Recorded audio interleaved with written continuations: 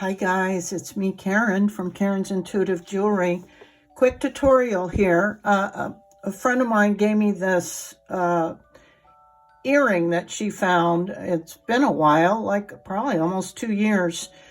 She really liked these beads, and then she looked and found some that were similar. They're not exact, but they're similar. So she bought these and wanted to know if I could make her a set out of all of this. So that's what this is going to be. These are super small, and the problem really isn't the size of the bead.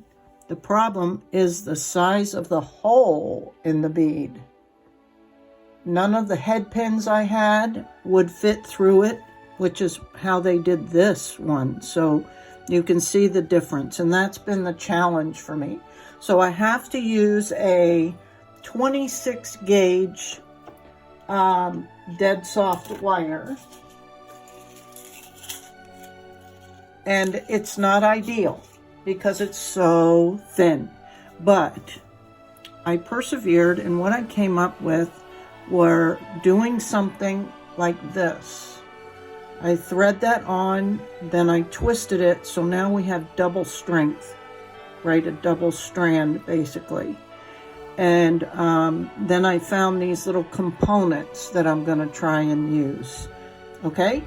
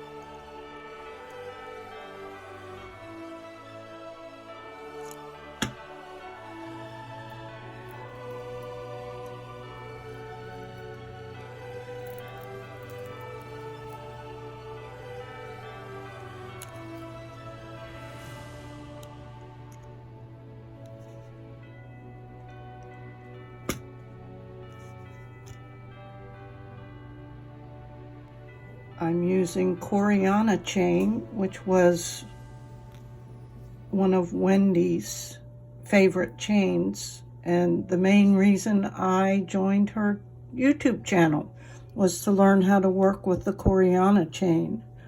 It's like a beading chain. So I'm going to use that with this project.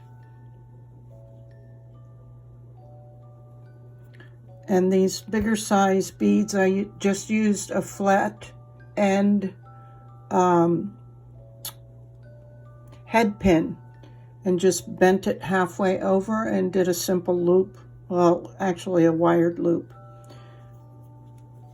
And playing around with design is what takes a lot of time. I was going to use different size beads on this, but it ended up not making a big difference because the other size, the littler size beads, just slid around in between the loops. So what's the sense, right? Okay, let me finish this up. I am putting a little crimp bead on here, on each end. I'm going to crimp that down. And then I'm going to attach the little lobster ends. No, I'm sorry, clamshell ends. And I'll show you how to do that. Okay, I put the little crimp bead. I had to measure this, of course, and get it all centered and all that good stuff. So I put a little crimp bead on each end so that the beads won't, you know, slide too much, but I left plenty of movement. And in true Wendy fashion, and I don't know, I think I recall her talking about how she struggled also with these really small components. Boy, do I. And let's see, I'm not doing it right? So you put this through the bottom hole.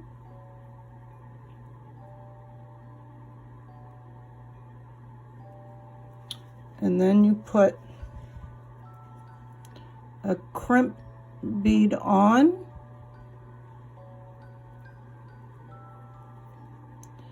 And we get it as close to the end as possible. Let's see if I can zoom in for you guys. You know I struggle mightily with these because I do have essential tremors, for those who don't know me well enough. So crimp that down and hope it doesn't come off the end. And then you slide that clamshell up to the end. That's what holds everything. And what we always like to do is put a little dab of glue in there to hold everything. Not too much, because you don't want it to come squirting out. And I've started using, for these little types of things, instead of E6000, I'm trying out this Aleene's jewelry and metal glue. Okay, and then we would close that clamshell up. And I'm gonna attach these magnetic closures. I've used them a few times on my personal pieces and they're super strong. Now, I wouldn't recommend them on bracelets, but necklaces, if you're not going to be around like a baby that might pull it off, or animals can sometimes do that. Otherwise, I love them because I struggle even with lobster claws.